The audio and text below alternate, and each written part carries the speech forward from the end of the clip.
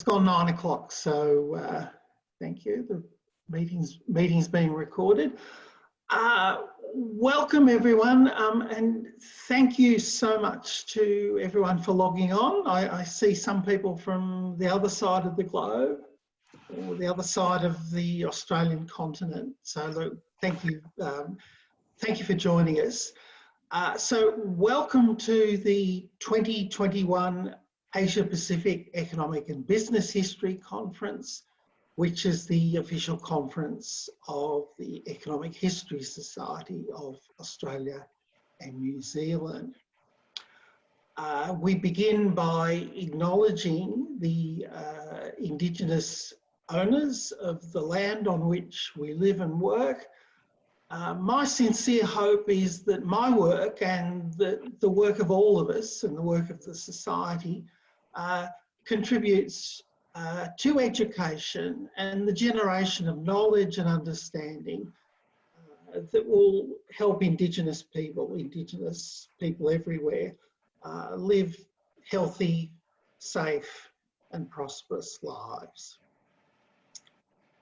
So our meeting this year comes from the University of Western Australia, and many thanks to the UWA Business School for hosting. One of the enjoyable things about this year is that I've got to know David Gilchrist, who along with Florian has driven the organisation of the conference. So unfortunately we couldn't all meet face to face, and I still owe you that coffee, David. So David, could I pass over to you please if you have any housekeeping matters? Absolutely, thank you Lionel, and don't worry, I've entered that coffee owed in the ledger, so it's all, as an accountant, it's all taken care of. I'll follow it up. Likewise, I'd like to acknowledge the Whadjuk people of the Noongar Nation, the local First Nations people who lived in Perth and the great southern and southwest of Western Australia, but also to acknowledge the First Nations people from around the country and around the world from where you're participating. Just a couple of housekeeping things. First and foremost, I'm sure we're all very familiar with the Zoom etiquette, and so most people would be turning off their microphones and keeping it on mute while the presentations are underway. And if you are suffering from internet connectivity problems, then I suggest also that you turn off your camera while the session is on, so that you can make sure at least you're hearing the stream. We are recording each session, and the idea is then to forward all of those recordings to participants who have registered in order that they can get access to them and use them. And the registration link will be open for a few days yet, so that people that would like to get access to those recordings that might have found it difficult to be in all of the sessions could register and make sure that they get those. There is a chat function, as I'm sure everyone's well aware, at the bottom of the screen. And if you're having any difficulties or have any questions, please place those in the chat function, or alternatively, I have emailed everyone with both my email address and mobile phone number, and I'll be delighted to help you if I can from a technology perspective. In terms of the screen process, there is the ability of everyone to share screen so that the speakers are able to share PowerPoint slides and so on. Obviously, we would prefer people not to share screen if they're not speaking or part of the agenda at that point. So please just be mindful of that. The final point is, as you would have seen on the conference program, we've got Zoom links for each session, so a separate Zoom link. And the rationale for that is twofold. One, to make sure that we are able to record each session in grabs rather than sort of having 8 hours of recording. And the second is so that we've got some redundancy in the Zoom system as well. We found our experience of teaching has taught us that we found that having shorter links and a number of links is better. So hopefully you'll find that not too inconvenient to come into each section after each break. Beyond that, I hope you really enjoy the session, and I look forward to participating as well. Thank you very much, Lionel. Thank you, David. Okay, we're right on 9:05, so if we can miraculously stay on schedule, that'll be terrific. So session one is a roundtable panel that my friend John Wilson from UniSA is going to chair. So over to you, John. Thanks very much, Lionel, and thank you everyone for coming, and thanks for organising this. It is a great shame that we're not able to be in Perth. Look, we're going to present, I guess, in a sense, three papers or three pieces today. I might throw over to Hamish for the first of them, who's going to give a very good overview of a project we're looking at. And I might do that now. I wasn't actually expecting to chair, even though I'm down as chair, I'll say. That's all right. We'll wing it. Yeah, so I might... Hamish, are you there? He is, and he's screen sharing. Excellent.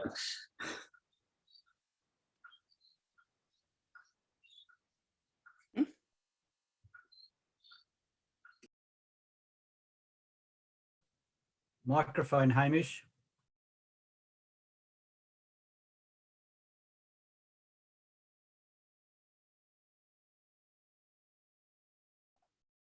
I think you're on mute, Hamish. I was on mute and had a frozen screen as well, so I couldn't do anything. So let's start that again. So we should be, if I just click to Keynote. For some reason, the display that I had up just a second ago is not showing in my Keynote now.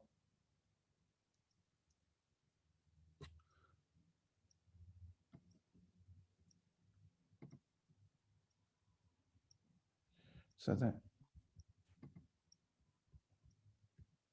Can you all see a slide that says putting death in its place? We can indeed. Fantastic. Sorry about the delay.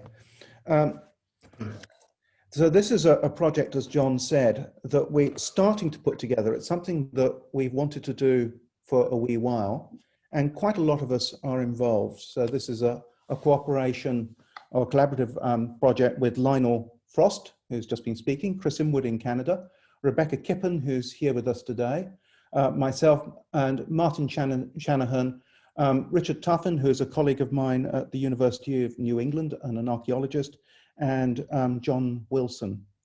And we've called it Putting Death in Its Place.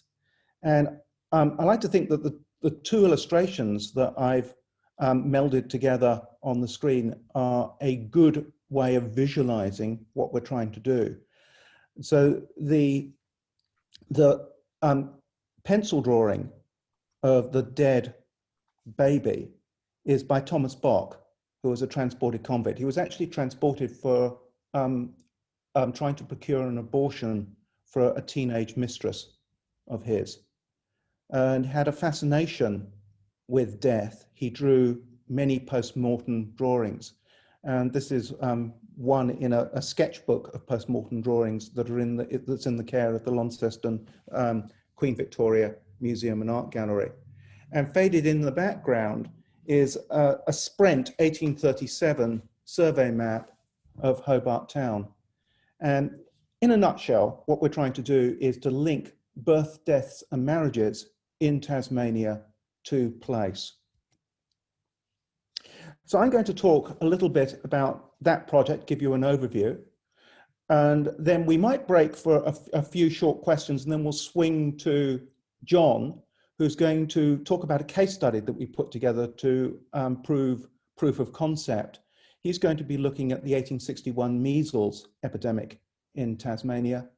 And then after, again, a short break for questions, we'll fling to Lionel and Martin, who are going to delve in more depth than I will into the complex interactions between what's called compositional and contextual effects. And then if we've got any time left, John can talk about some work that we've done trying to link criminal records to place as well. So at the heart of the issue that we're looking at is something that's very, very well known to economic and social historians, the demographic transition. I mean, arguably one of the most important things that's shaped the past and of course continues to shape the present. So the demographic transition describes the fall in death rates, which in Europe started in the late 18th, early 19th century, and then was followed after a lag by a fall in the birth rate. And what this did was drive an upward swing in population growth, which then tailed off. And so demographers describe this as a staged process. Stage one, they call pre-industrial high equilibrium. So this is when you have a high rate of deaths, particularly infant mortality, and very high fertility rates. But of course, a lot of those children die. And then you have a fall in deaths, which drives a dramatic climb in population because the birth rate remains high. But then you have a declining birth rate. And then you reach stage 4, low equilibrium, where births and deaths match each other. And then arguably we're now in stage 5, sub-replacement fertility, and certainly places like Italy and Japan are very much in this phase, where deaths remain stable, but we have continuing decline in birth rates, leading to a reduction in the overall population, new territory for the world. Now, hidden inside this are some interesting things. There's some other transitions which happen as part of the demographic transition. So in Britain, for example, and elsewhere across the industrialized world, there is also an urban-rural transition that takes place. So in the box that I've highlighted in that phase 2, urban deaths are distinctly more common than rural deaths. It is less healthy to live in a city compared to a rural area. And by the time we get to stage 3, that's switched round.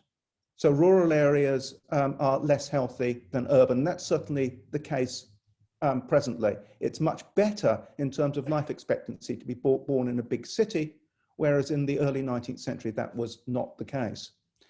The other thing that's just happened, which is kind of interesting, is in stage 2, women had, on average, shorter life expectancies than men.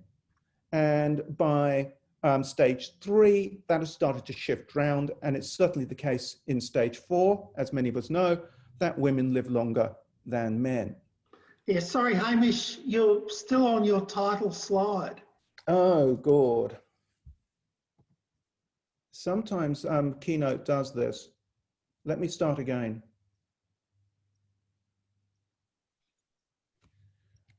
Does that transition work now? No, No. it's still on the title.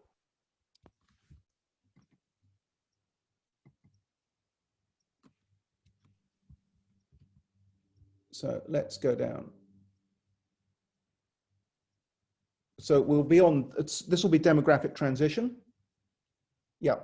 Now the question is, so there we got the death and the birth rate. There we have the population levels. Here we have the different. Hang on, no. The transition's not working? No. Sometimes sharing is paused. Please bring your share window to the front.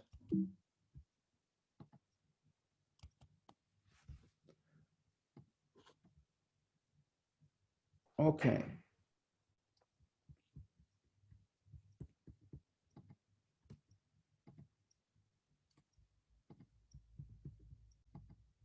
What can we see now? We can see all of slide 3. Fantastic. Now I'm going to try and see whether the animation works now. Sharing is paused. Can you see it animate? No. No. Okay. No. It doesn't matter. We're going to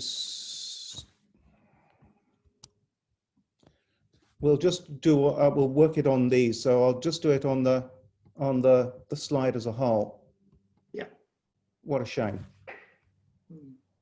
Okay, so you should be able to see a black line, which is the death rate, a pink line, which is the birth rate, and a red line, which is the overall population. So this is the demographic transition. The red dotted box, the first one, in phase 2, the demographic transition, there are three features which we think are particularly interesting. So urban deaths outweigh rural deaths, that women have shorter life expectancies than men, and that you do not get a very strong gradient between death or life expectancy for the wealthy and the poor. By phase 3, all three of those things have changed. So people in urban areas live longer than people in rural areas.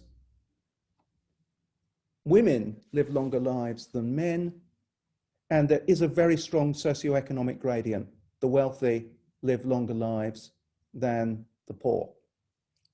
Now, what we wanted to do was look at those three things over the course of the demographic transition, taking advantage of a unique Tasmanian data set to shed light on these issues.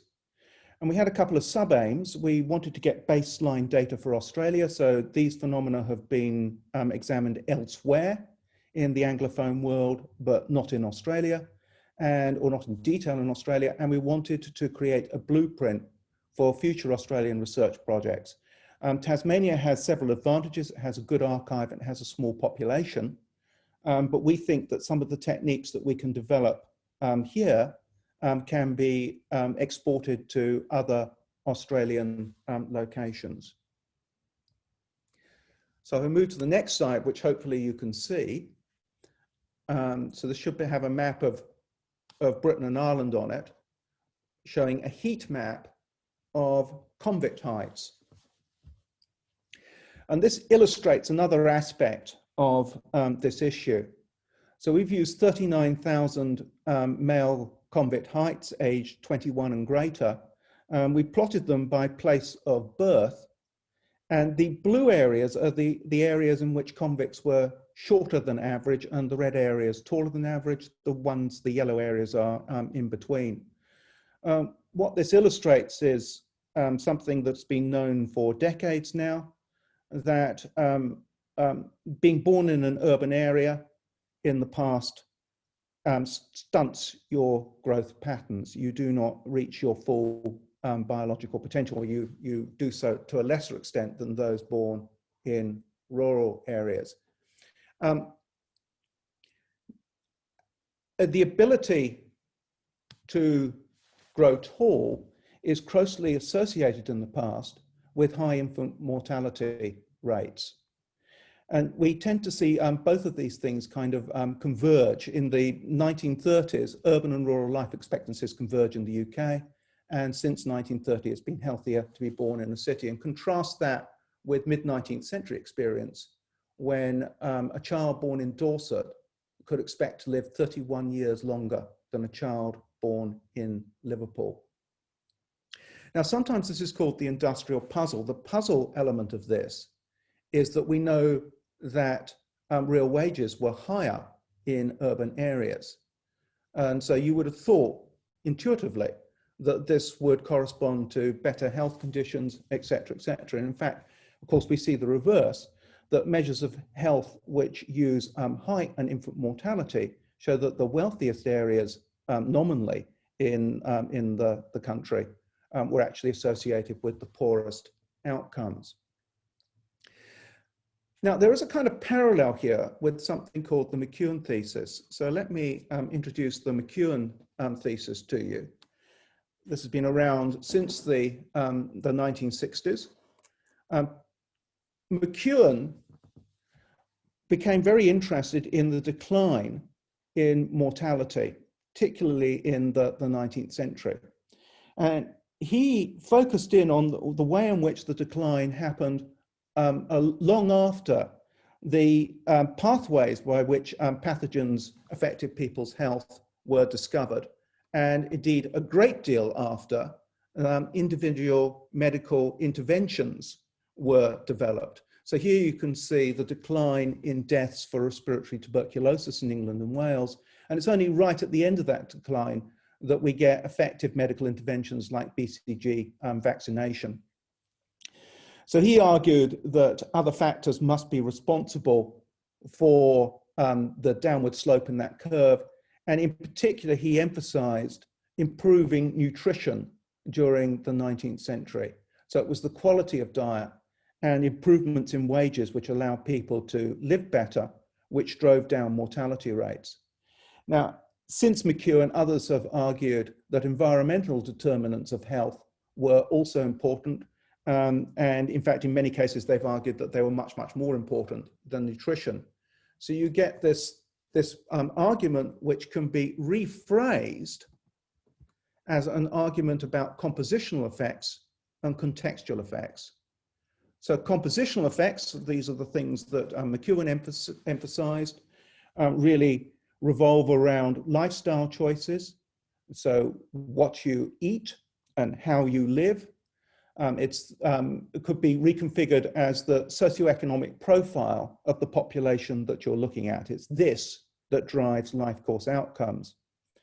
Whereas you might argue that those that are that challenge the Mcewen thesis put much, much more emphasis on contextual factors. So this is the quality of housing, the availability of amenities, particularly sewerage systems, and other environmental things like the local weather patterns, etc., etc. So what we wanted to do was to look at how a series of compositional contextual factors played out over the period 1838 to 1928 in Tasmania, with a view to monitoring outcomes over that period. So we're particularly interested in looking at differences in rural and urban infant mortality, male and female life expectancy, and the gap, socioeconomic gap in life expectancy over that time. We're lucky because we have a series of really good records to play around with. Thanks to the work of Rebecca Kippen and others, we have fully digitized series of births and marriages from 1838 to 1899. And these have been linked to each other. So they allow a great deal of intergenerational research to be done straight off the bat. We also have an extended series of death certificates. So from 1838 to 1928, this, by the way, is the longest series of fully digitized death certificates in the English-speaking world. Are Tasmanian. They don't come from the UK or anywhere else, they're Tasmanian. And we're working at the moment on an application to extend those beyond 1926 right up to the present. We also have 14 census returns between 1837 and 1921, and uniquely for Australia, a whole series of manuscript returns for those early censuses. From 1837 to 57, we've got 14,000 household returns. On top of that, we have street directories, and amazingly, we've managed to piece together the daily weather reports for Hobart from 1827 right the way through. So we have a very, very early set of weather records. The thing that we want to add to that is something called the valuation rolls. And let me just skip to a slide of the valuation rolls. These were published annually in the Government Gazette. They started doing this for Hobart in 1847 and then extended that by stages to all of Tasmania by 1857 and carried on doing so on an annual basis until the mid-20th century. Now, these notices look really boring. They vary from year to year, but by and large, they give you the name of the street or the area in which a dwelling is located. They provide a description. They tell you its estimated annual value, so it's assessed annual value, and its annual rateable value. And they tell you who the occupier is. In many cases, they also tell you whether the occupier is the owner or is leasing the building as well. So there's some variation from year to year. We've also discovered that the order that each entry is in is relevant. So they move down streets in sequence, and in some years there are street numbers. And in country areas, they break down the returns to parish level. Parish level may not provide a means of easily pinpointing exactly on a map where each property is. but it does mean that it's comparable with census and other data. Now, this slide is the one that I really wanted to animate. Unfortunately, won't be able to. But what I've got here is a screenshot from our birth database and a screenshot from the death database. And this is just an illustration of how we can take one birth of a child and we can link, using the informants, the details on the informant, we can link that child's birth to a particular property in a street. We know that street's rateable value. We can rank it in relation to other properties in the immediate street and in the district. And we know in this case that the house was rented, and we know the landlord's name. And similarly, we can link that child's birth to their death a few years later, and we can even retrieve the weather record for the period in which they were in utero and in their first year of life, and also the conditions when they died. So this is very fine-grained detail, but we can do this not just for one individual, but for many.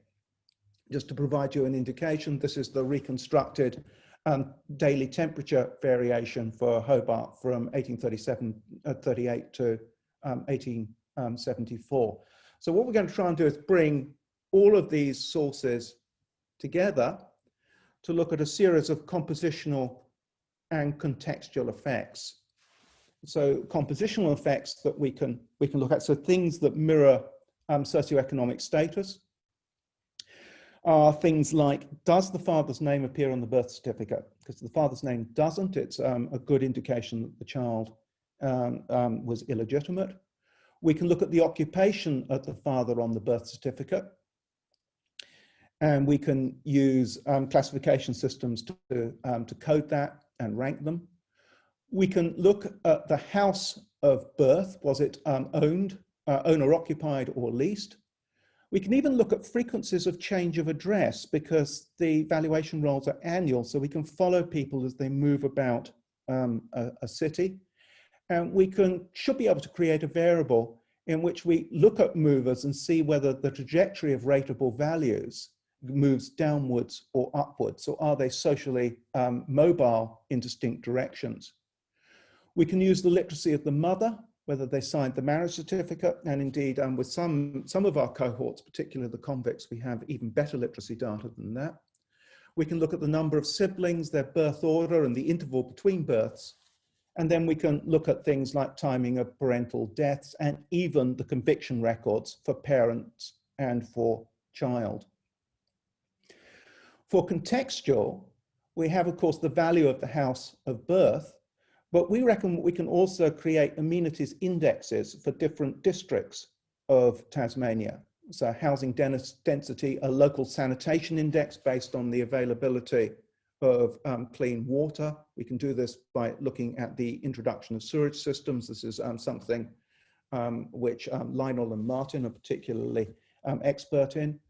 We can look at the local mortality rate in each parish, and we can also construct an index using the rate of typhoid deaths. So this is a very, very good indicator of access to clean water resources. And we can construct a measure which looks at weather patterns in while a child was in utero or in year 1. And we can do something very similar with wages and prices measures to get some environmental time series controls on all of this. One of the important things that we've been able to do by working with people like Richard Tuffin is get much more of a control on maps and digitized spatial variables. And so this is just a screenshot showing how we can now drill down into parish and hundred boundaries, link those to counties, which means we can scale data. It means that we can now connect an individual observation of birth to the tabulated census data for that particular area. Richard Tuffin uses a lovely phrase that he has extracted from the archaeology literature to describe, I think, what we're doing. we're creating historic spatial data infrastructure. This is what the archaeologists call an HSDI. It's linking archival data to mappable other data. Our hope is that we can achieve in Tasmania something of a template for other areas in Australia, a resource which lasts beyond a single project and creates a tool which is of use to family historians, to archivists, to the heritage industry, etc., etc.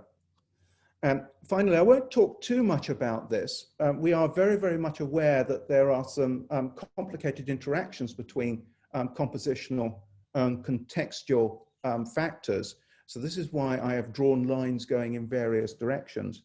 But the overall aim of the project is to look at how those two factors impact upon the health of a first generation, and then repeat that for their children, and then repeat that for their grandchildren in roughly the sort of 90 to 100 year period from 1838 until 1930. And then I've just listed down the bottom the aims of the project as well. And at that point, I will stop, and I think we'll briefly see if anybody has any questions.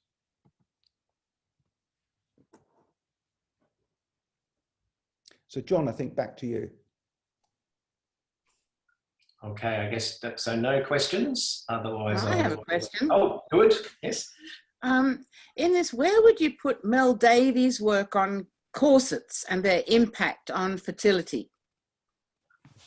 Because he's shown that the wealthier the population in the mid-19th century, the more women were tightly laced, and the more, the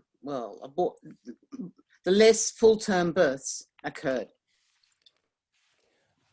I'm going to see if Rebecca wants to say more about that in a second, but I imagine that we can keep a track on those kind of issues because we will have quite a lot of socioeconomic data about each mother. Right. So I think that we can get at those kind of issues through a very different set of records. I mean, basic housing values, which should give you a good measure of whether somebody has the wherewithal to buy the latest fashion in Paris corsets. Rebecca, do you want to say anything more? Thanks for that. That's a really interesting question. And so we've done some work on fertility in Tasmania, but we haven't looked at it by different social strata. So that's something on our to-do list. And I hadn't thought about corsets before. So thanks for that. I'll look at that literature. And as Hamish said, we can look at socioeconomic status because we've got housing data. And we also have father's occupation if there was a father listed on the birth certificate, which helps with that as well. Good. Thank you. And I might just quickly add, I mean, one of the things I think is very, very exciting about this kind of dense linkage of records is that down the track, some wonderful person will be able to link all of the ads that are in Trove newspapers for different businesses. And so you'll be able to see the availability of corsets by shop and plot exactly where those shops are. So just an illustration of how something like this could grow into a tool which is of use to many, many different types of inquiry. Absolutely amazing, really amazing. Thank you. Can I ask a question? It seems that you have very detailed place information, and I'm wondering if you've thought about using GIS to formalize and quantify that. One thing I'm thinking about is you have characteristics of immediate locations, but you don't actually have linkages. So rail networks, for example, and you can get at that once you have GIS data incorporated into what you're doing. Thank you, Andrew. I'll keep an eye out to see whether Richard wants to come in on this. Yes, absolutely, that is the way that we're going to go, but we're going to try and do it in steps. Yep. And again, understanding this is going to be a project which it should, if it works, it's going to keep on building. So yes, absolutely, we'll be using a GIS approach. We've started with shape files for counties, hundreds, and parishes. We're now moving down to streets. So what is going to take a lot of time is identifying the exact location of every single property. But understanding that we can start at a larger level and break things down will aid that. So we don't go for trying to match every property to an outline on a digitized map until much, much later down the track. Now, you're absolutely dead right. A much, much more exciting way to go, which we can bring into this, is to look at the development of services. So we produce a GIS, for example, which is the sewerage map, and overlay that. And then you will know how well connected an individual street is, et cetera, et cetera. But then you also should be able to see that in changing valuation rates for different properties. So there's a whole lot of analysis that we should be able to do on urban development, which just uses those different layers. Richard, do you want to add anything to that? Oh, I can add a short 2 cents worth. Yeah, great question, Andrew. But yeah, that HSDI, the Historic Spatial Data Infrastructure Database, that is basically GIS. So that is taking all that spatial information and bringing it all together with the non-spatial information. And GIS is the core to that. So we'll be working at all those scales that Hamish was talking about, county level, right down to street level. And Hamish was talking about this sewerage aspect. We've got wonderful plans from the 1890s where we can actually find where the toilets were, where the sewerage infrastructure was, and we can begin to link that all to place. And then we can actually begin to look at sort of disease and mortality rates in these areas and actually link it to what is going on in these areas. So GIS is very much at the core of this project.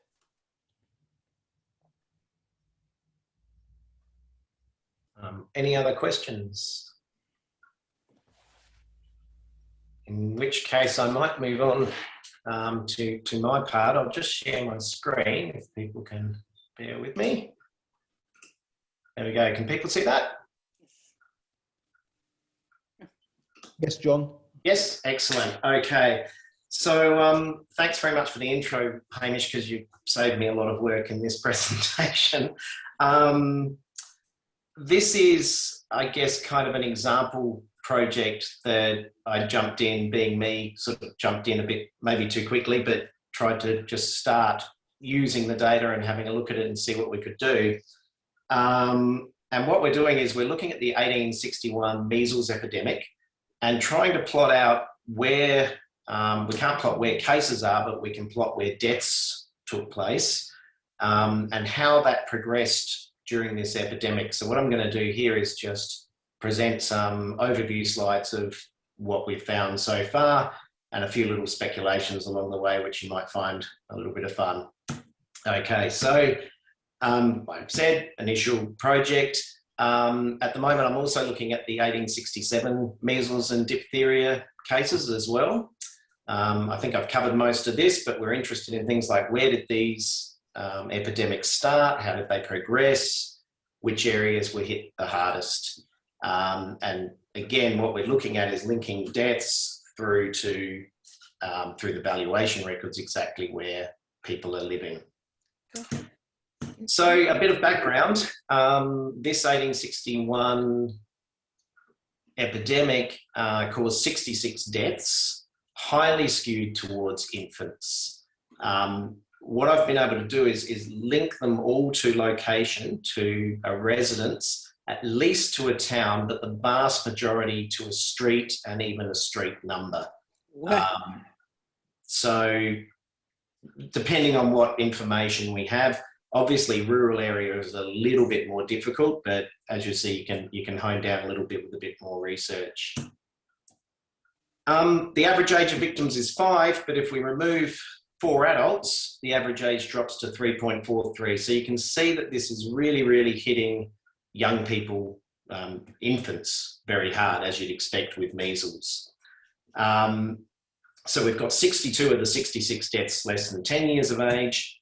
and 42 less than 5 years of age. And if you look at that population less than 5 years of age and map that to the Tasmanian population, we're looking at 2.8 deaths per 1,000 population for those in the less than 5 age group, and 0.73 per 1,000 for the total population. Now, it wouldn't be a presentation if we didn't bring COVID in somehow, but I thought it would be a nice, interesting link to look at the current data I found on UK mortality in COVID. 1.69 per 1,000, obviously skewed towards the older age groups. So this is, even, I just trying to make the point here that even though it looks like only 66 deaths, this is a significant event in this colony.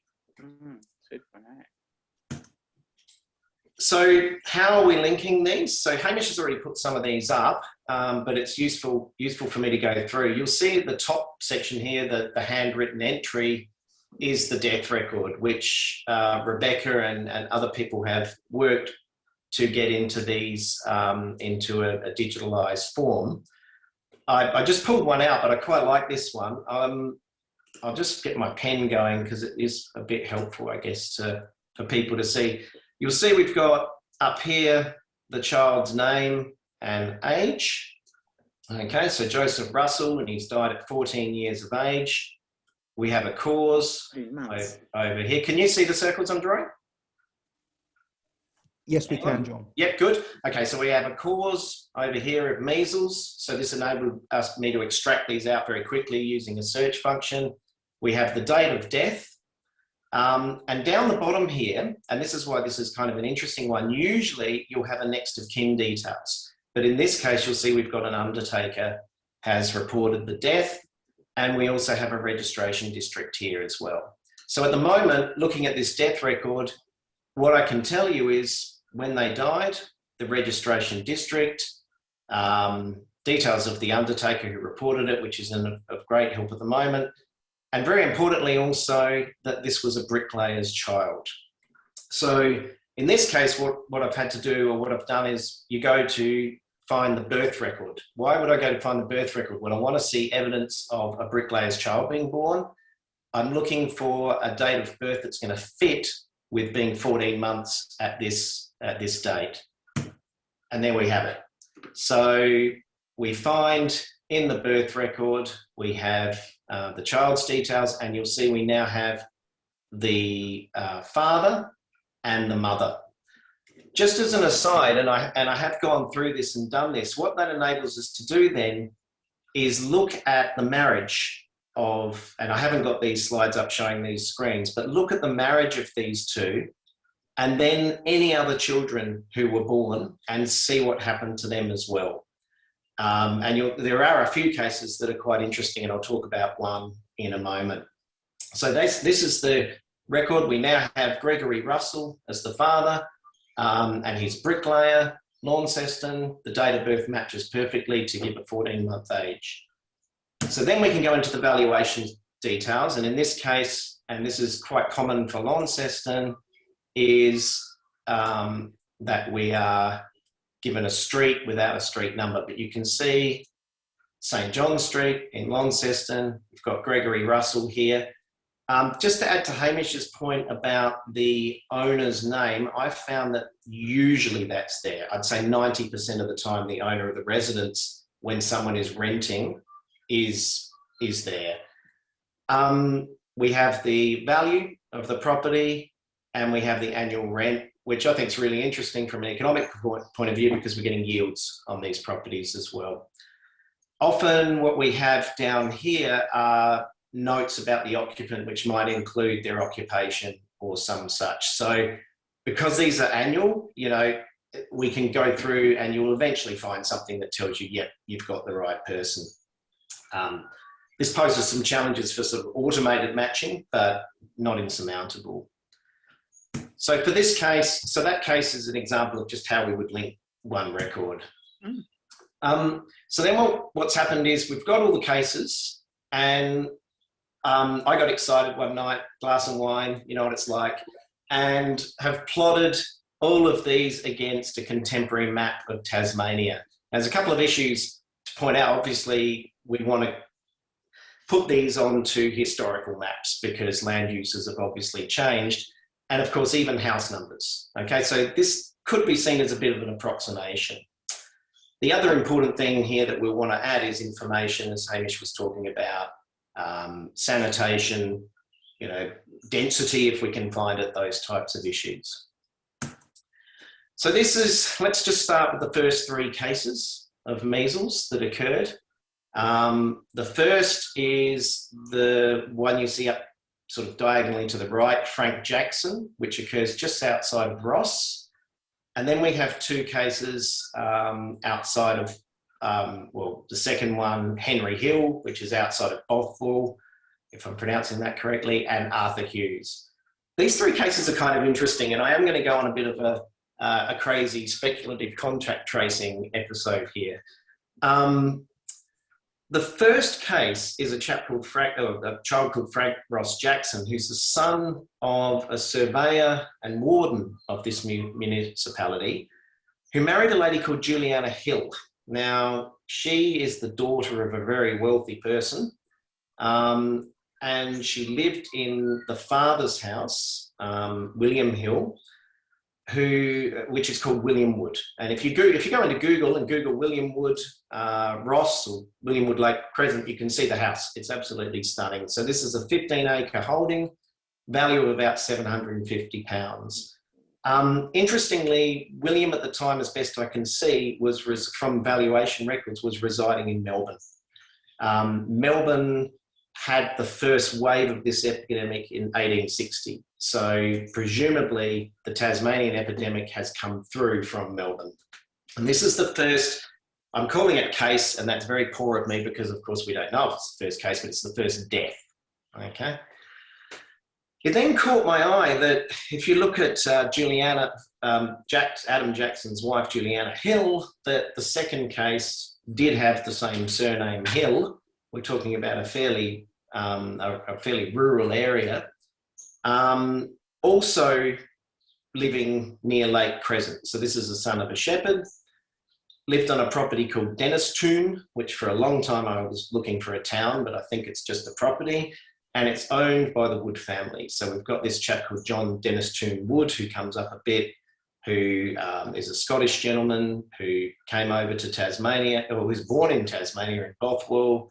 He left Tasmania for a while, comes back a bit later, but I've been able to track down through other records that he owned the property.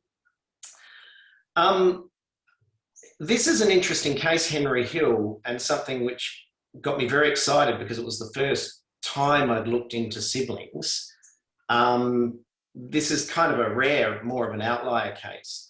But if you look at the date of death, 9th of November 1860, this couple lost 2 other children within, well, one a week later from diphtheria on the 16th of November, and then another one about a month later on the 13th of December. So different causes, diphtheria and consumption. For a while, I was wondering whether these could be misdiagnosed measles, but I've got no evidence about that, but it is very interesting. The father died in 1862. I should point out that this family also lost another child about 7 years earlier on Christmas Day. I imagine this was very unhappy people, and the father died of jaundice, unfortunately. Interestingly, the death, looking at the name of the property, was reported by someone called William Wood, who was his employer at Dennistoun. So I was getting very, very excited about some of these seeming links that were going on. The third child who passes away is Arthur John Wood Hughes. This is the child of William Wood Hughes, lived around 500 metres from the grandparents of the second death, who actually reported the death. Now, sorry, I put these slides up because I thought it was a bit of fun, but yeah, it's likely that none of these people may have ever met, but there's certainly a lot of William Woods in these stories and families that are very proximate. So interesting that, you know, one could speculate that there might have been some plausible reasons to be in contact. But anyway, I'll move on. If we look to the progression of this, what happens is we get, this is the 4th to 10th case, this map, and we have, try and get this, we have Launceston area up here. So Jane and John Miller look like they're apart. Shouldn't look like that. They're actually husband and wife, and they're actually two adults, aged 22 and 37. Interestingly, Mrs. Hill again pops in because they rented a property, a rural property between Longford and Ross, which is in the area of the first death. And then what happens is, so this is sort of early to mid 1861. Early-ish 1861, we're also having it first appear in Hobart. So we get our first cases in Hobart. The first 3 deaths are all in Elizabeth Street, so it's very condensed.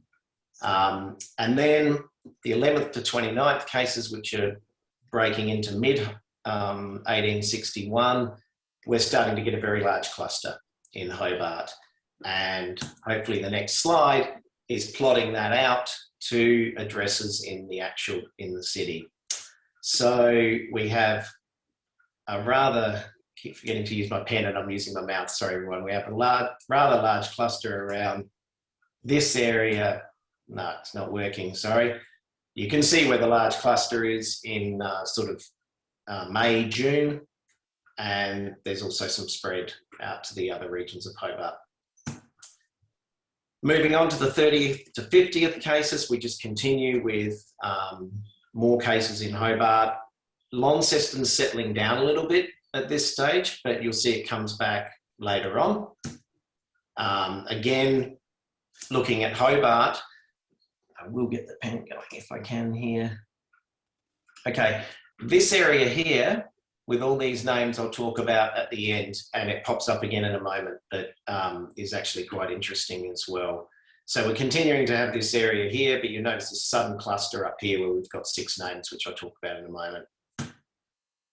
Towards the end of this, so end of 1861 to early 1862, we get a little breakout in Launceston towards the end of this, but you'll see Hobart is coming relatively under control, as I'll show in a moment, except for one little section. And that is this section here, which was the same one I circled in red before, which is, of course, the orphanage. So the orphanage, and I did read somewhere that they suggested that every child under 10 in the orphanage had a case of measles. So obviously it's hit very hard for obvious reasons. It's just the equivalent of the old folks home or their aged care in a COVID situation, isn't it? So lots of proximate contact. What I did find interesting though, is if you look at the average age of those who die in the orphanage, it's 7.3, which is quite a bit higher than the general population. And that kind of makes sense to me because it suggests that in the general population, older children were getting through this in the main. They were catching it and they were recovering, whereas these children in the orphanage may have already had poorer health. It's well documented that there were very poor outcomes. So that kind of makes sense. And whenever something makes sense, I think that's good. Okay, so that's just an overview of this first little foray into mapping something that's gone on in society to location. Obviously, the mapping to location's got a lot of work to do, and mapping it to contemporary Google Maps has very limited effects. One of the things I have done is look through, I've put a question up there, effects in sibling deaths. I've actually looked through every sibling of anyone who died, and there are a few cases, but there's not a lot of children dying at the same time. That one that I brought out as the second death is kind of a bit of an outlier. But there are another 2 or 3 families where this does happen. It's a little bit suspicious. One of the things I want to do looking forward is measles can have some medium term to long term even, but normally medium term, long run complications. So we could look for spikes in certain conditions. For example, there's a type of encephalitis that's brought about by measles. It's got a very low incidence, but again, post the, if we look at causes of death for all infants and see a spike, 3 years later or 2 years later, we might be able to say something about that. And obviously we're, as Hamish has already, and it's kind of redundant for me to go through this, but we're really interested in looking at these economic, I call them economic questions, sorry, I'm an economist. And I should keep the compositional and contextual discussion going. So, you know, contextual things, sewerage, water supply, housing density, value and condition of buildings, urban versus rural, those sorts of things. But there's also a lot of person-specific stuff that we can look at. We have data on occupations. We have data on size of family. We've got lots of different things we can add to this. So that's that. I'll stop, just somehow stop sharing. There we go. And I'm really happy to have any questions or comments.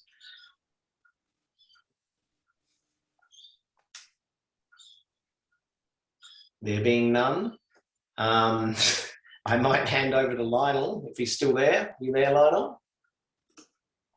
I see him. Sure, sure. Yeah. Yeah, let me just share my screen. Thanks for that, John. So let me, sorry everyone.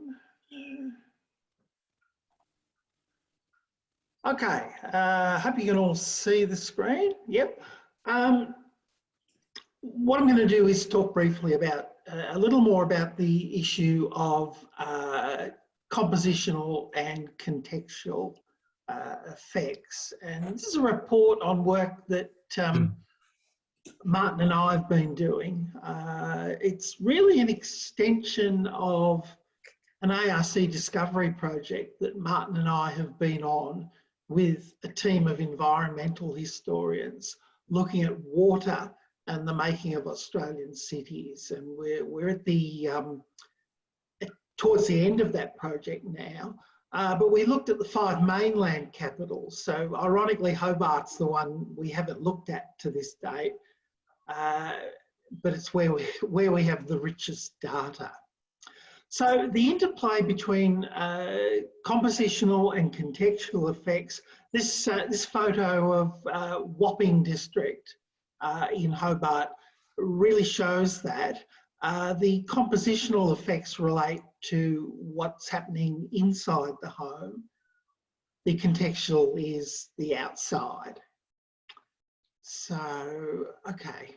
So here's the framework as Hamish specified, how we're going to chart the relationship between the two. Let's just talk a little more about those different things.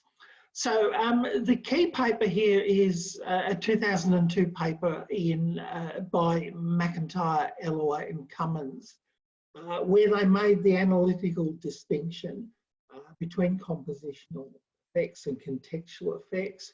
So this is the influence of what they call collective social functioning, and it's the aggregate effect of characteristics of the population in households in a particular place.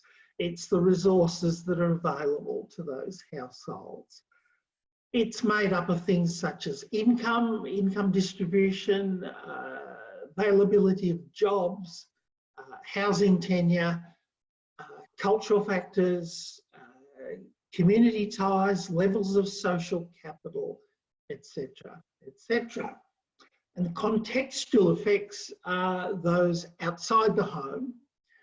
This is the influence of local, social and physical environments. As Hamish said, the quality of housing, what's the density of population outside your front door or in your building? What are pollution levels? Are there open sewers nearby? Are there gasometers? Is there safe water? Is there open space available? And also the weather patterns. So, the big issue for us as researchers, as Hamish and John have said, is that these effects interact. And McIntyre says that the distinction between composition and context may be more apparent than real, features of both material infrastructure and collective social functioning may impact on health. So how do we separate out these things? Well, there's several ways in which the two effects interact. For example, if you have a society based on inclusive institutions where individuals have a say in democratic processes, if individuals have sufficient income and they also have community connections, they may be able to draw on those connections to inform policy settings, to challenge the distribution of resources and the allocation of resources to public infrastructure. And in a paper I did with Meredith Dobby and Ruth Morgan, where we looked at community responses to flooding in Melbourne in the 19th century, citizens were able, through holding public meetings, through forming relief committees, but also working with local government and the colonial government, were able to shape the way that infrastructure was reworked in response to the threat of flooding. So if you have strong compositional effects, that can influence the contextual effects. It's often difficult to disentangle compositional and contextual effects. For example, if high levels of poverty forces individuals to live in places that are cheap to live in, where housing is of poorer quality. Those areas may provide less suitable infrastructure, safe water, adequate sewerage. They may also be poorly served by schools, doctors, hospitals, and so on. So again, there's this tangled process that we need to unpick. Another issue is that of migration. People in cities may have perhaps migrated from rural areas, and so the setting where a child is raised may be different from where they live their adult life. Another issue is that people may travel to a city to get health care. And so where they actually die may not be a reflection of where they grew up and where their early life events and their living conditions were shaped. It's reasonably easy for us to track compositional effects. These things are recorded in census data. We have information on wage levels, etc., etc. The built environment is a little more tricky to track over time. So how are we going to untangle things in this project? In all studies that have looked at the influence of place on health, the problem has been a lack of that fine-grained detail that our project will offer. What's needed is construction and analysis of data sets based on multiple life course events so that we can pick apart the underlying causes of family life and the external environment over time and in different urban and rural environments. Now, a long time ago now, I hope Philippa Main-Smith doesn't mind me saying this, but it was a long time ago. Philippa and I wrote a paper on infant mortality in Adelaide, and she got data, original data from death certificates for a single year, 1908, that identified the mother's normal place of residence. Often what happened when mothers had sick babies, they went to hospitals, and if the baby died, the place of death is recorded as Central Adelaide, whereas in fact that was often not where the mother lived. So we link those, we link that information about the address of the mother to rate book data, and similar to the Housing Gazette, the Hobart Gazette, sorry, that Hamish pointed out, we can use that data to construct housing quality. And what we found, even though we weren't aware of the term compositional and contextual, is that we found out that what was happening inside the house was a much stronger influence than the physical environment outside. So we could use the data to construct things like how big was the family? Was the birth the result of a recent marriage? So had the mother been married in the previous 2 years? Was there a father present? How many siblings were there? Was the mother living with another family member, perhaps her mother or grandmother or grandparents? Or was she a lodger? We were able to get this level of data. And that gave us a much better, that had a much stronger influence on where death took place than the local environment. So we had streets, we could map streets where there was very high levels of infant mortality, and over in the next street where the housing stock is identical, sewerage is identical, water is identical, there were no deaths. Another project where we've looked at this, and Martin, feel free to jump in if I've misrepresented what we're doing here. Martin and I have written a paper that's about to appear in Australian Historical Studies, where we've tracked changes in the quality of infrastructure within Sydney, Melbourne and Adelaide over the 19th century.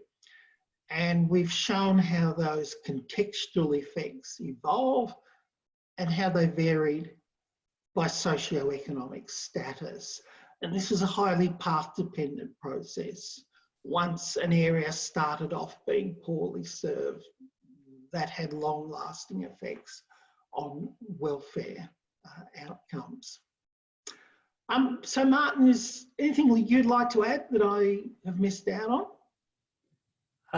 Not really, other than to say that I think that this particular project in its entirety has the potential to allow us to dig a lot deeper on a lot of these different particular points because of the quality of the data, because of the richness of the data. There's an enormous amount of work yet to be done.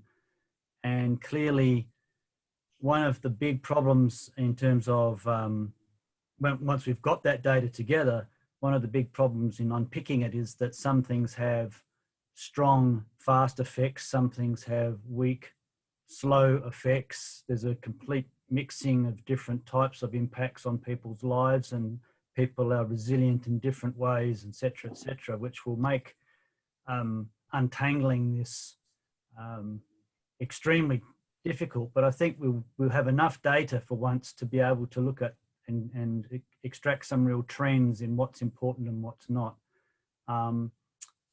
in a way that hasn't been done in many other projects which have been able to look at one aspect or two aspects of this in the past. So that's where we think as a group, going right back to Hamish's introduction, that's where as a group, I think pulling all these people and these opportunities together will allow us to look at some of these questions in a way, in a level of detail that hasn't been looked at in other places. And again, we hope that makes a contribution ultimately to our understanding of some of those long-term questions about urban, rural, male, female, rich and poor, but also to what was happening in Tasmania at that time, and potentially in the long term what's happening in other states if we can get that far with the project. And another important contribution I see in the project is that we have data of sufficient quality that we can track intergenerational disadvantage. Obviously a huge issue, and it's very rare that we have such a set of information that's going to allow us to say something meaningful about the causes and the consequences of that. So, questions, I guess, from anyone about what Martin and I have said or about the project in general? We'll throw the floor open. We've got about half an hour.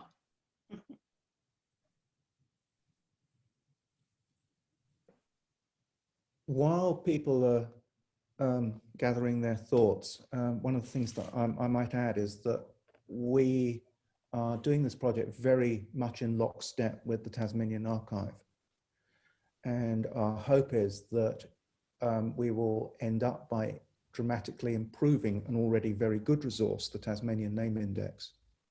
So the idea is to make that archival search engine, or to give it a spatial dimension that it doesn't have at the moment, and keep the data alive by publicly spilling it through our archival industry partner. And we see that as being a little bit of a new step for Australia as well.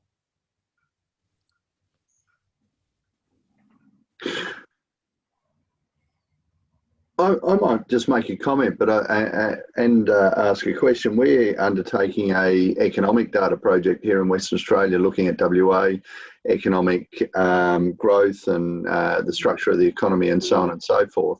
And it's exciting to hear that you're actually partnering with the archive institution in Tasmania. I think that's really important. Have you considered things like how other data sources might be added to your data source, or how other academics might contribute to that? Or is that sort of getting in the realms of far too complex a situation? Can I step in here onto that, David? I think that is vital. So, I mean, so we're in the middle of what's often called the fourth digital, or the fourth revolution. Yeah.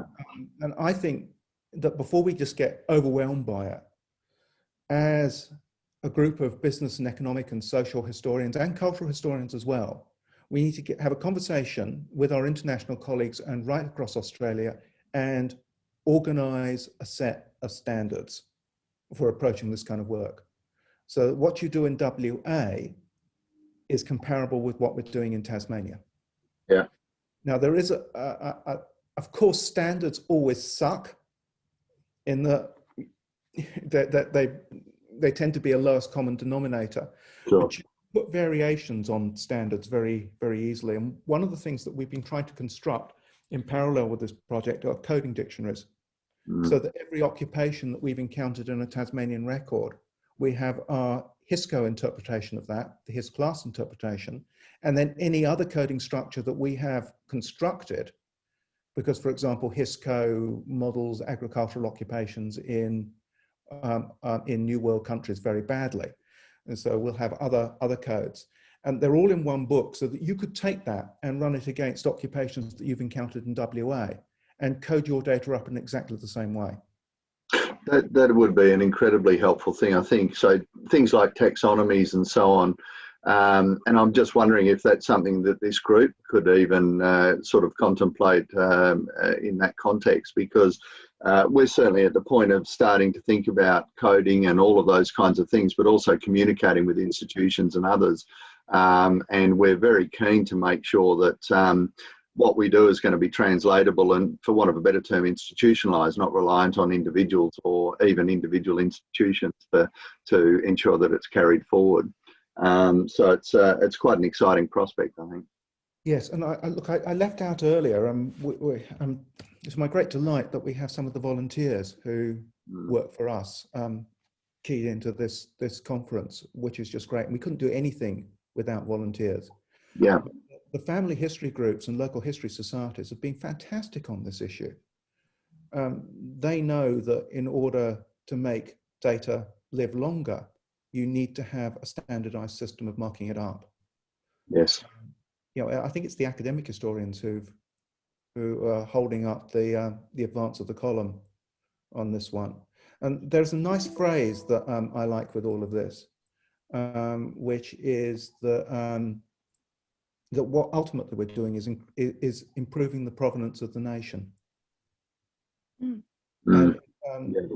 it also, there's a good principle as well. We used the idea of sticking data in a data archive, and we all know what happens. Nobody looks at it.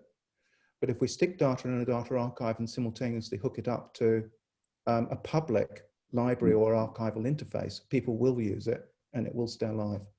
Absolutely, and it's in our own interests as well. I mean, history is an uphill battle, as we all know, in the modern academic context in terms of promoting and prioritising it.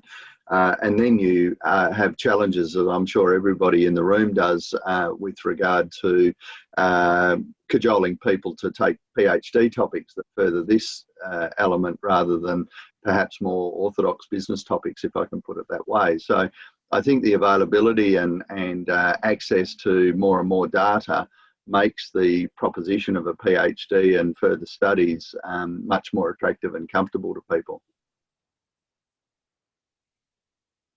Yes, Can I just, sorry, Hamish, can I just jump in quickly? I noticed Deborah Oxley is here, and in the past year, the work that we've done on the project, Deborah's Butland lecture last year,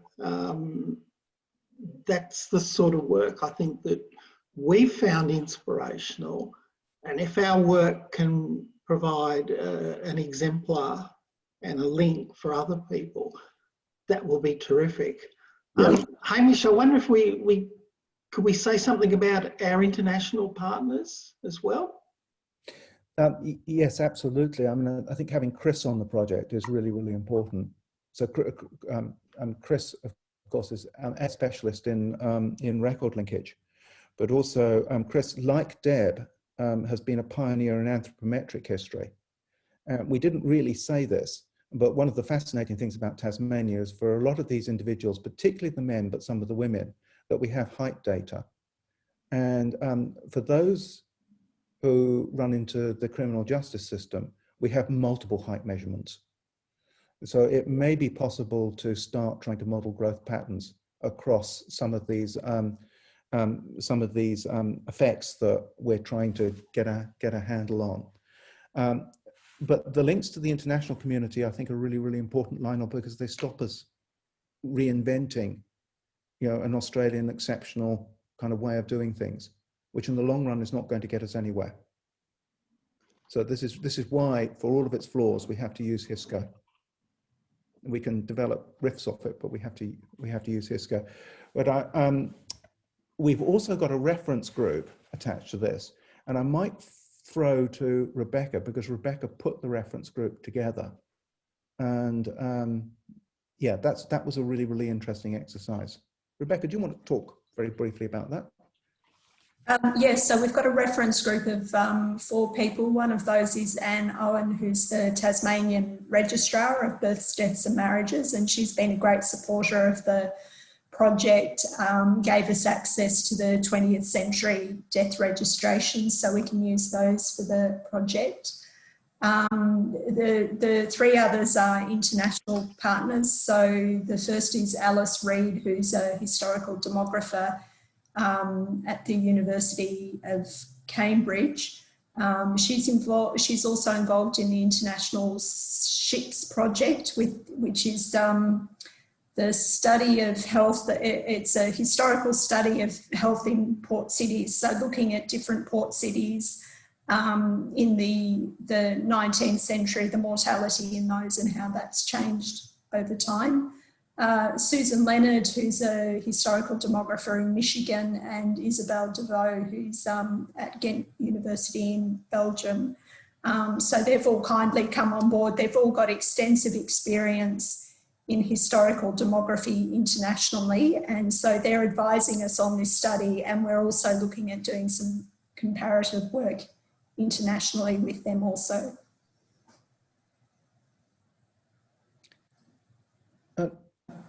While people are sort of collecting their thoughts, something else that I should say before I forget is that we also have Claire Wright here.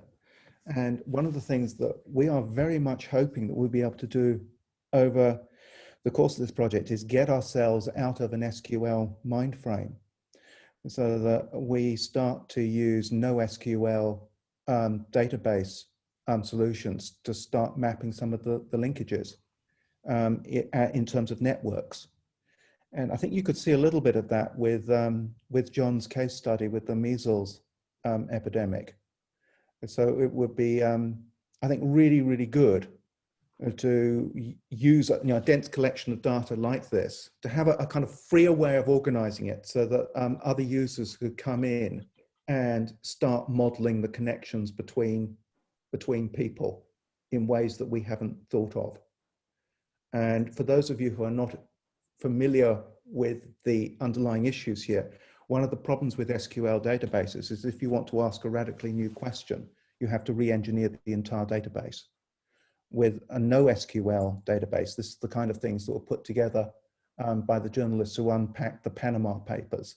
NoSQL databases are very good at examining things like banking fraud, that it's easier to make connections between different elements in a data set without having to reconfigure everything.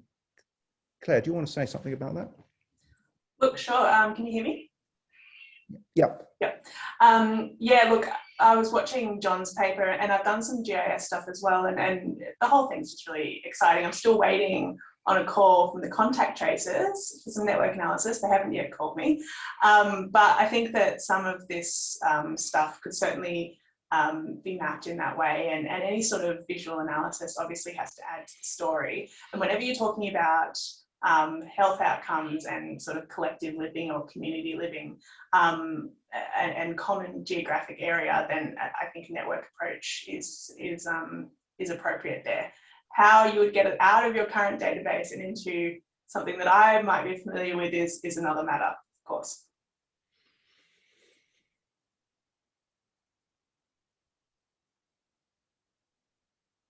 While people are collecting their thoughts, yes, Claire, that is going to be a huge task. Yes, I always get confused about what should be a node and what should be an edge, and what should be an attribute connected to a node and what should be an attribute connected to an edge. Depending on who you ask, anything can be all of them. Yeah. Hey, Mish. Sorry, so I might have missed some parts. One question about data consistency between sources. So there's this kind of story that some people have shown with, I think they call it the Whipple index, that like if you look at census records, that people, if they are asked the age, they get a kind of like, they usually tend to round up, or they round to 5s and 10s. And so if you have birth records, is there something that you can actually kind of like show that in some form, that like that there's some later on, some kind of survey which might suffer from that problem, and you actually have kind of like information you could say like, look, we actually know the exact birth dates of people with their records, and so who is kind of misrepresenting that, and or who doesn't actually answer correctly, and how big of a problem is that? How does that change over time? Florian, that's a lovely, lovely question. I mean, of course, selection bias and problems with records affect everything that we do. Yep. And this is a big Chris Inwood injection into the project, is the notion that just by aligning multiple sources, you will get a handle on each one. So if we flip this over to into a cultural history perspective, Anne Laura Stoller, who's a historian of colonial archives, has been arguing for quite some time that what historians tend to do is read archives across the grain. They grab them to do something that they weren't designed to do. And what you have to do is read them along the grain first. Mm-hmm. And I think if this project does nothing else, that's what it does. It reads records along the grain. And so precisely as you say, you can see how somebody is reported in multiple different records. And then you can draw some conclusions about the way that those individual records are formed. Now, just to provide a concrete illustration of this, Rebecca and I had some fun linking the First World War data sets to birth records. And we have 15,000 Tasmanian-born AIF, and also a similar sized group of colonially born children that were arrested in Tasmania, and they had their reported ages. And we found that the criminal ages were much better reported in the records than the soldiers. And the big problem with the soldiers is that there was a lot of lying by underage enlistees. So we found people saying that they were 18 who in fact hadn't reached their 14th birthday in one case. We also found that there was misrepresentation between 18 and 21, because 21 was the age that you needed to have parental consent. And I think this is a really good illustration, because not only were we able to show that the First World War records are distorted in particular ways, but they're distorted around age groups which tell you something, and they tell you more about the context of that individual case. So perhaps another way of looking at this is that what we've got is scalability inside an HSDI, to use Richard's acronym for describing all of this, where you can very quickly look at the big picture, but you can compare two big pictures, but you can also look at an individual picture, and you can use the big picture to inform the individual picture. And we think that that's actually quite enticing. Can I follow on from Florian's question and ask about linkages more broadly? I know Chris isn't here, but there's sort of standard problems that are encountered in linkage, with, like it's easier to link men across record groups than women, and there are well, various biases and common name problems with linkages. Can I ask what methodologies you're using and what the linkage rates are, and whether they're kind of better or worse than other people who have tried this? And I know Chris isn't here to answer this in detail. I can have a go at that, Andrew. Linkage is an issue, and I don't think we've settled on a final technique by any stretch of the imagination. But what we tend to do is an iterated process.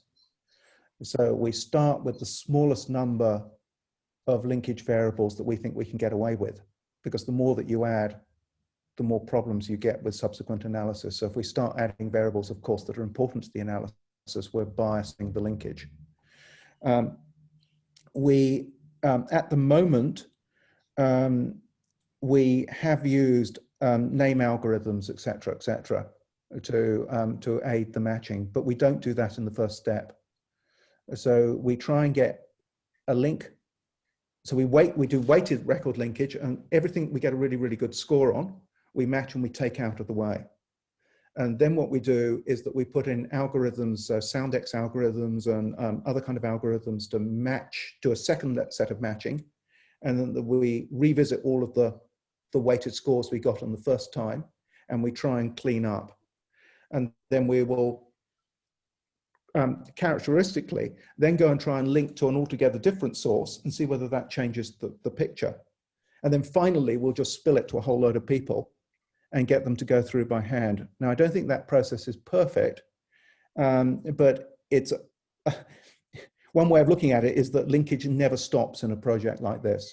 It just carries on going the whole time. Now, you are dead right. There are frightening differences between the people that you can link and you can't link. And this needs to be something that we keep in mind in the analysis constantly. So to give you an illustration of this, when we linked our prisoners to birth records, we linked about a third of them, just over a third of them, fairly unproblematically. Around about another third, we couldn't link because common names. So these were the Smith and Joneses. And then there were a third that we expected to find and we didn't. So we think they're unregistered and therefore interesting. Now, because we had height data for the three populations and occupational data, et cetera, we were able to model height across the three. And we found that those that we thought that we should be able to link but didn't because they're unregistered were shorter which didn't surprise us. But we found that those that we couldn't link because they had very common names were even shorter still. And that really surprised us. It suggested to us, since we know that there's a relationship between how many times you're convicted and growth patterns, so those that run into the criminal justice system all through their lives are likely to be shorter than average. We suspect that people who had common names changed their names frequently in order to avoid the criminal justice system. And we're also avoiding, very successfully, our linkage attempts. Can I make one suggestion here? Is there's some new probabilistic linkage techniques, which the link isn't yes, no, but it's with a probability. And that probability is based upon the overall distribution of attributes. And you have such a large share of the population here that you can actually look at the population attributes. So it actually poses a really good scenario for probabilistic linkages. And I think that might actually get at some of the issues that you've just mentioned, because low probability of linkage is a more continuous measure of than linked failed to link. And you know, if that probability sort of maps into these characteristics, I think that strengthens what you're saying. That makes total sense. And we already keep all of the linkage weights in the data set. So it wouldn't be difficult to fully automate that process. Something else I should add just really quickly is that we've already found that bringing in the valuation records has really helped us linking to death, because the valuation records are annual. So you'll suddenly see a John Smith not resident in a property where they've been resident for 20 years. And you'll be able to link that to a John Smith that dies in that year. Mm.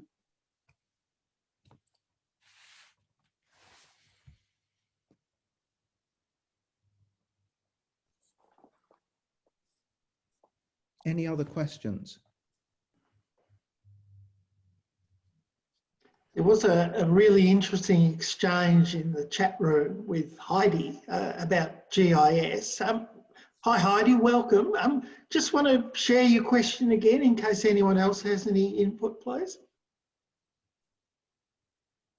Hey, yeah, I was just asking, I was using Arcgis and I find it a bit cumbersome, and I wanted to know what was being used, and I've found out Richard can tell us maybe about what is used instead of Arcgis.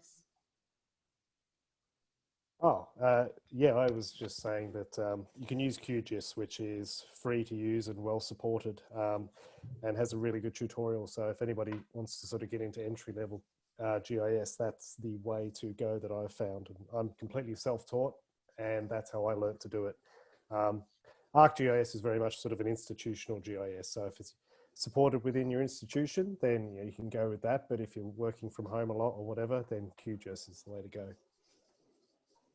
Are they transferable? If something you do in QGIS, can that be moved into ArcGIS easily? Yeah, there's ways of doing that.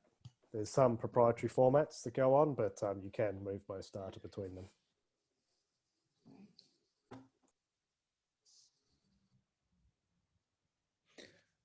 But that strikes me as another example of why it's really, really good to share data and codes and resources wherever we can.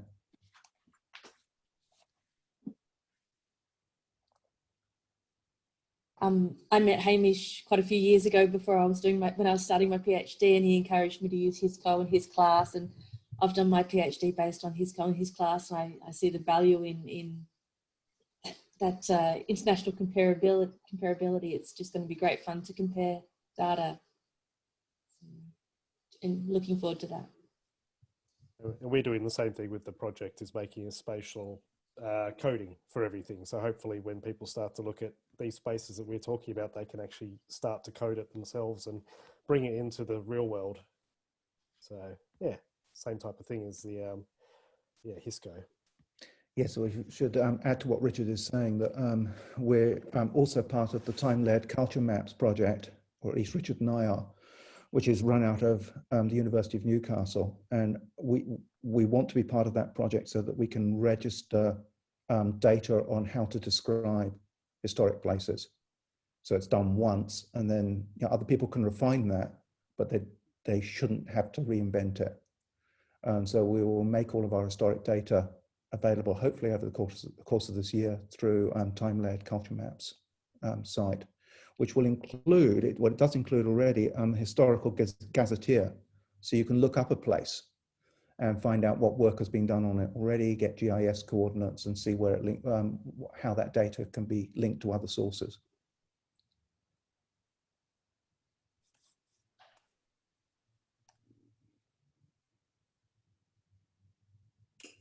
Can I ask where you're up to with the project? Like, are we in the early stages, applying for funding, that sort of thing? Yeah, very, very early stages, Claire. So we haven't got this funded yet. I'm pretty certain that by one way or another we will get it funded. But we've also managed to do quite a lot of the initial steps, thanks largely to the amazing effort of family and local historians, and also the archives. And one of the things that you will have noticed is that the principal source, the valuation records in the Government Gazette, are typed, so that we can lift them out using optical character recognition software and get them into a spreadsheet. But they then do need to be extensively cleaned. Mm-hmm. So the costs in this project are cleaning well over 1 million property valuation records and then linking them. So the approach is going to be to tighten up the birth, death, and marriage linkages, and then tighten up the property linkages as two separate processes, and then try and bring them together, hopefully in a process described by Florian, where we use a probabilistic, I can never say that word, model, so we're keeping the weights alive in the whole thing. Very good.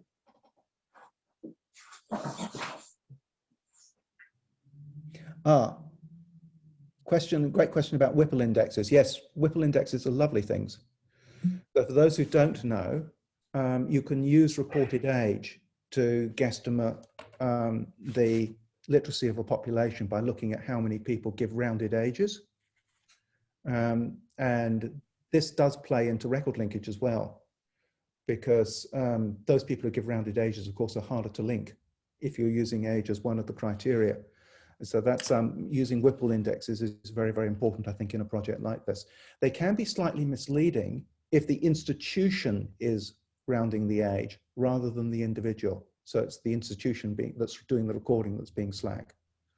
But yes, I mean, when you're sort of dealing with a multiverse of records, that is definitely one thing that you can keep your eye on. You can talk now. Any more questions? John, do you want to say something just don't show the slides, but say something very quickly about linking criminals? Yeah, a couple of things I was going to talk about. The criminal one is quite interesting because I see a lot of people from other states here, and just, there are a lot of data all over Australia. And so one of the projects I'm working on at the moment is we found a whole swag of criminal record cards that we've digitalised. So we've got about 4,500 individuals who have committed 37,000 crimes. And on those cards, we've got biometric data, and we've actually got their addresses in most cases as to where they live. So, another example of this, for example, would be creating a crime map of Adelaide and looking at the socio-economic characteristics of the people who committed those crimes. I should point out, largely and in many ways this is a good thing, they're not crimes people are going to jail for. They're very small public disorder crimes and things like that. But so we've been doing some work on that. But what I love about it is whenever you do something, you think, well, this all links back to what we're doing in this project, and that this could be expandable to the whole of Australia, which I think is really important. The other thing I was going to talk about is we've also done a broader, talked about measles, we've done a broader attempt to match about 600 infant mortality deaths over a larger period. and we've matched about 60% of them, and down to the level now where we're starting to get results for Hobart as to, you know, which streets had the most deaths. And so then we can look at those sort of contextual effects, you know, what was going on in those streets, what was the housing condition, density, etc. So it's really, really exciting, and just trying to plot on and do with very small projects what we can to start this all off. Just a thought on linking people with criminal records. I've done a multi-generational study, and they're so mobile and they move. Wouldn't that be a great argument for us all cooperating? Because I think the movement from South Australia into Victoria and down into Tas of people who have a criminal record in particular means that we really need to cooperate with our coding so that we can link across Australia. I mean, that's a really good point. I mean, a lot of the people we have were born overseas or born in different states. One thing I should say about the address records we've got is the cards have clearly been transcribed. And so, you know, I don't have things, it's where someone lived at a point in time. So it's not perfect, but yeah, but no, it's a really good point. Well, yeah, apart from anything, of course, in any linkage project, the people who leave your area are crucial. Because they are very, very different. So being able to get a handle on where some of those people are going and what they're doing would be very, very useful for all of us.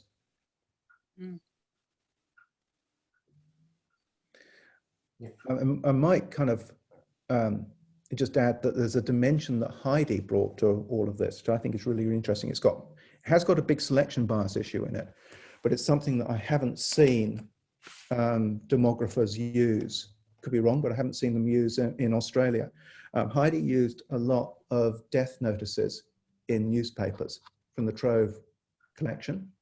And I think that the selection bias, which is an interesting one, is of course you pay for a death notice by the number of words. So the wealthier you are, the more surviving family members that you can list. But Heidi certainly showed that that is a really, really good way of nailing down some of those difficult to find deaths. Just go to the newspaper. Yeah. And so the idea of linking births, deaths, marriages, criminal records, valuation rolls to what Trove has done with newspapers, I think is really, now that if there's something that we can do in Australia, which the rest of the world can't do, that's it. When I looked at death notices, there has to be, if there's a certain family member that's willing to list their siblings, even if it's one family member that can afford to put a little bit of a longer notice in. And of course, the longer notices, the more expensive, but then those longer notices list locations, you know, so-and-so's in WA, so-and-so's in Tas. Yeah. And it's just, that's how I followed people.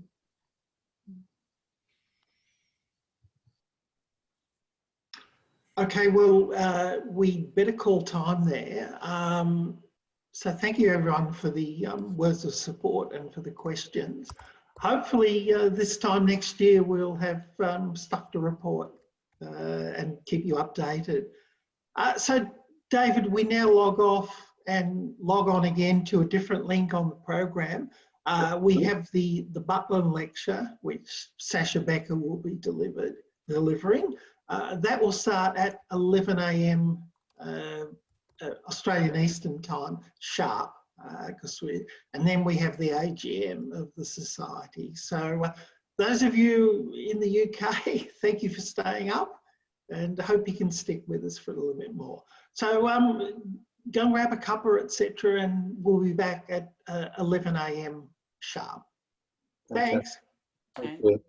Cheers. Final.